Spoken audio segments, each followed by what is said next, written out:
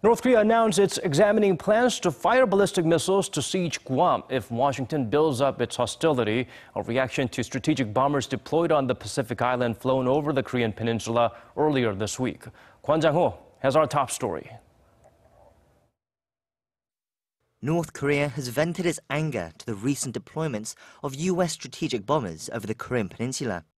In an announcement on its state media, a spokesperson for the North Korean military said it was, quote, carefully examining the operational plan to envelop fire in the areas around Guam with its intermediate-range missiles, the Hwasong-12. This was said to be in order to contain activity of the U.S. military bases on the island, including the bombers, and that the operation will be ready to go at any moment under the order of the regime's leader, Kim Jong-un. South Korea's defense officials said the phrasing of the statement suggests that Pyongyang would put the island under siege rather than target the island itself.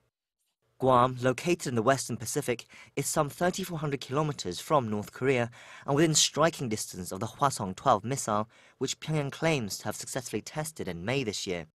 The island is home to 2 U.S. military bases, and its assets are often used in joint military exercises with South Korea. Seoul confirmed that 2 B-1B bombers from the Andersen Air Force Base did fly over the peninsula in a combined exercise with South Korean jets on Tuesday, but no prior notice had been given.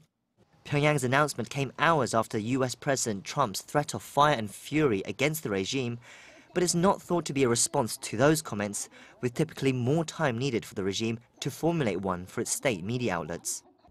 North Korea's rhetoric raises concerns of escalation, but experts say it changed little of the situation on the peninsula.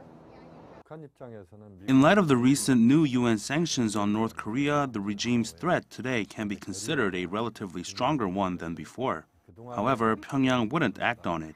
If they did, it would likely lead to war, but North Korea then would not have the backing of its allies, China and Russia. The South Korean government, meanwhile, has described Pyongyang's actions as unhelpful towards bettering relations, and it said it will continue to work closely with the US to keep an eye on any movement from North Korea. Kwon Jang-ho, Arirang News.